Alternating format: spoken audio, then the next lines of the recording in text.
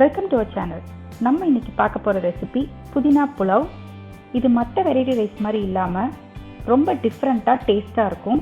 புதினா ஜீரண சக்தி அதிகரிக்கக்கூடியது. ரொம்ப சிம்பிளாக குக்கரில் எப்படி செய்கிறதுன்னு பார்க்கலாம். வாங்க ரெசிபிக்கு போகலாம். அதுக்கு முன்னாடி நம்ம சேனல் சப்ஸ்கிரைப் பண்ணாதவங்க சப்ஸ்கிரைப் பண்ணிக்கோங்க. பக்கத்தில் இருக்க பெல் ஐக்கான் ப்ரெஸ் பண்ணி அதில் ஆல் அப்படிங்கிற ஆப்ஷன் செலக்ட் பண்ணிக்கோங்க. நான் இன்னைக்கு இந்த அளவுக்கு ஒரு டம்ளர் எடுத்திருக்கேன். இதில் ஒரு டம்ளர் ஜீரக சம்பா அரிசி எடுத்திருக்கேன். நீங்க பாஸ்மதி அரிசி வேணாலும் எடுத்துக்கலாம். ஆனா ஜீரக சம்பால பண்ணீங்கன்னா ரொம்ப டேஸ்டா இருக்கும். நல்லா கழுவிட்டு ஒரு 20 நிமிஷத்துக்கு அரிசி ஊற வச்சுக்கோங்க.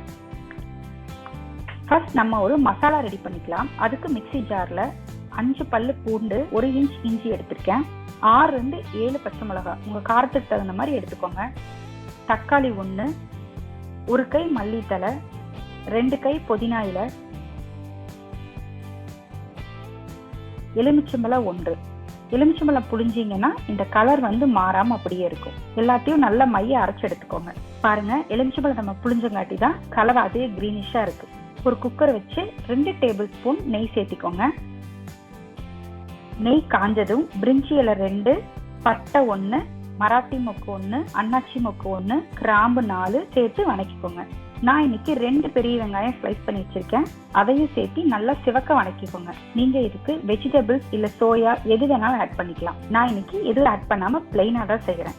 வெங்காயம் வணங்கினதுக்கு அப்புறம் நம்ம அரைச்சி வச்சிருக்க மசாலாவை சேர்த்துக்கோங்க. 2 டீஸ்பூன் உப்பு சேர்த்து நல்லா வணக்கிக்கோங்க. நெய் இந்த மாதிரி பிரிஞ்சு வர வரைக்கும் நல்லா வணக்குங்க. 2 டம்ளர் தண்ணி சேர்த்துக்கோங்க. 1 டம்ளர் அரிசிக்கு 2 டம்ளர் தண்ணி. தண்ணி நல்லா கொதிச்சதுக்கு அப்புறம் அரிசியை போடுங்க.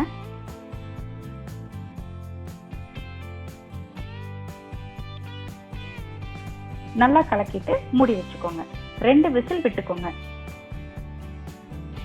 நல்ல மணமான புதினா புலாவ் ரெடி.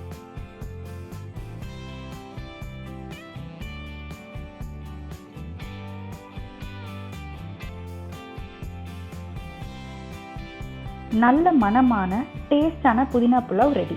இதை நம்ம தயிர் வெங்காயத்தோட சர்வ் பண்ணலாம். இந்த ரெசிபி ட்ரை பண்ணி பாருங்க. ட்ரை பண்ணி பார்த்துட்டு எப்படி இருந்துச்சு எனக்கு கமெண்ட் பண்ணுங்க.